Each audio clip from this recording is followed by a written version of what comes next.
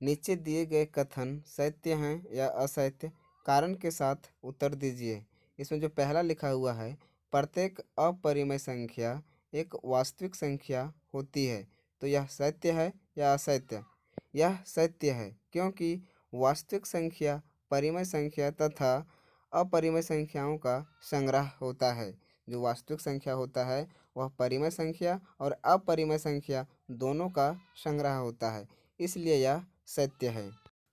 दूसरा है, संख्या रेखा का प्रत्येक बिंदु रूट एम के रूप का होता है, जहाँ एम एक प्राकृत संख्या है, तो यह सत्य है या असत्य? तो यह असत्य है, क्योंकि संख्या रेखा पर धनात्मक तथा ऋणात्मक दोनों संख्याएं होती है, अतः कोई भी ऋणात्मक संख्या का वर्गमूल नहीं हो सकता, इसलिए यह असत्य है। तीसरा जो है, प्रत्येक वास्तविक संख्या एक अपरिमेय संख्या होती है, क्या यह सत्य है या असत्य? तो आप पहला क्वेश्चन देखिए, इसमें क्या लिखा हुआ है कि प्रत्येक अपरिमेय संख्या एक वास्तविक संख्या है। जब वो सही है तो क्या ये सही होगा? तो यह असत्य है, क्योंकि वास्तविक संख्या परिमेय तथा अपरिमेय दोनों होते हैं। नेक्स्ट क्वेश्चन है, क्या सभी धनात्मक पूर्णांकों के वर्गमूल अपरिमेय संख्या होती है? यदि नहीं तो एक ऐसी संख्या के वर्गमूल का उदाहरण दीजिए जो एक परिमेय संख्या है। दोस्तों, इस क्वेश्चन को बनाने से पहले यदि मेरा एक बेसिक क्लास इस चैप्टर का नहीं देखे हैं तो जाके पहले उस चैप्टर को देख लीजिए, तब यह क्वेश्चन आपको आसानी से समझ में आ जाएगा। इस वीडियो का लिंक मैं डिस्क्रिप्शन में दे दूंगा या आपको ऊपर आई बटन में मिल जाएगा। तो इस क्वेश्चन का आंसर होगा नहीं, क्योंकि धनात्मक पूर्णांक बोला है तो धनात्मक पूर्णांक में √4 भी आता है, तो √4 का वर्गमूल 2 होता है, जो 2 एक परिमेय संख्या है।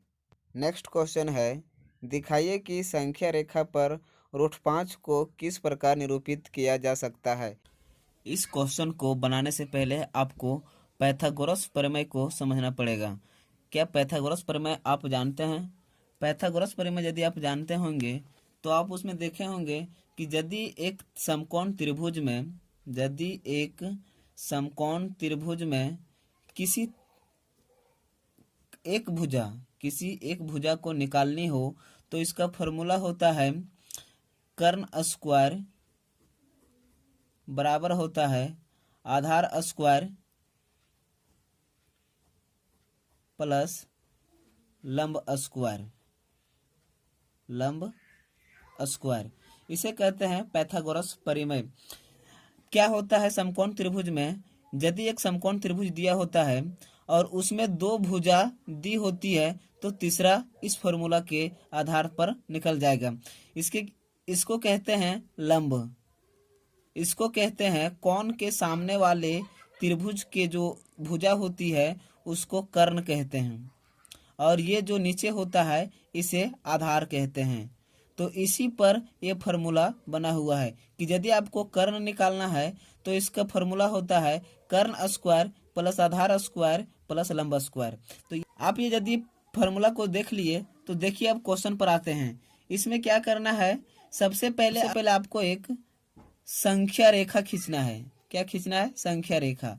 इसमें देखिए, मान लीजिए मैं एक इसमें संख्या रेखा खींचा, यहाँ मान लेते हैं हम 0 है। क्या है? 0। इधर नेगेटिव जाएगा और इधर पॉजिटिव।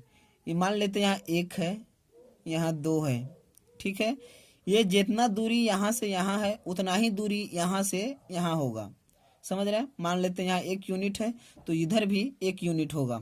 अब जितना O से इस बिंदु तक की दूरी है उतना ही लंबाई की दूरी हम ऊपर की ओर खींच देंगे। अब यहाँ से खींचने के बाद हम इसको इस बिंदु से जहाँ 0 का पॉइंट था उस पर मिला देंगे। ठीक है, अब मान लेते हैं कि ये बिंदु B है और ये बिंदु जो आपका ये है। अब इसको क्या करना है कि हमको इसमें निकालना है √5 संख्या रेखा पर कहाँ है। तो संख्या रेखा पर √5 कहाँ है, इसी फॉर्मूला से हमको ज्ञात होगा। देखिए इस फॉर्मूला से तो क्या होगा, अब हमको देखना है कि ये जो यहाँ से जितना दूरी है उतना ही दूरी यहाँ है, तो ये टोटल कितना दूरी हो गई मान लेते हैं 2 यूनिट। यूनिट में कुछ भी हो सकता है, सेंटीमीटर, मीटर, समझ गए। मान लेते हैं यहाँ 2 सेंटीमीटर है और यहाँ ये हो गया आपका 1 सेंटीमीटर। ठीक है, तो हमको ये दूरी निकालनी है। अब हमको ये दूरी निकालनी है, तो ये कितना निकलेगा, ओ बी। तो ओ बी निकलेगा कितना, ओ बी स्क्वायर बराबर पाइथागोरस प्रमेय से ओ बी स्क्वायर बराबर आधार का स्क्वायर, आधार मेरा कितना है 2 सेंटीमीटर, तो इसका स्क्वायर प्लस लंब का स्क्वायर, तो लंब कितना है 1 का स्क्वायर। ठीक है, अब इसके बाद इसको क्या लिखेंगे हम, 2 का स्क्वायर 4 और 1 का स्क्वायर 1, टोटल कितना हो गया 5 हो गया। अब यहाँ है ओ बी का स्क्वायर, ओ बी का स्क्वायर बराबर 5 आया। अब सिर्फ ओ बी जब हम लिखेंगे तो इसका ऊपर हो जाएगा √5। ओ बी बराबर कितना हो गया √5, तो ये बिंदु को हम √5 लिखेंगे। अब मान लेते हैं यहाँ से यहाँ की दूरी 5 हो गई, √5 हो गया। अब इसको संख्या रेखा पर दिखाना है कि ये जो √5 है ये संख्या रेखा पर कहाँ आएगा। तो चलिए इसके लिए सबसे पहले हम क्या करते हैं, तो इस प्रकार का एक पर्कल और एक पेंसिल लेंगे। इसको क्या करेंगे कि ओ बिंदु से बी तक की दूरी को माप लेंगे, बी तक की दूरी को माप लेंगे। अब इसको क्या करना है, ये दूरी हम माप लिए, कितना है ए से बी तक की दूरी हम माप लिए। अब इसको एक अर्धवृत्त खींचेंगे, क्या करेंगे, एक अर्धवृत्त खींचेंगे। यहाँ से देखिए ये ऐसे आएगा और ऐसे ऐसे होगा। ठीक है, एक अर्धवृत्त आ गया।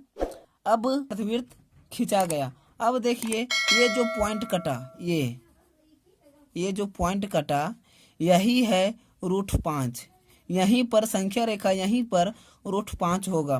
क्यों, क्योंकि आप जानते हैं √4 का जो होता है वर्गमूल वो 2 होता है और √5 का इससे कुछ ज़्यादा होगा, तो 2 से कुछ ज़्यादा है और 3 से कम है।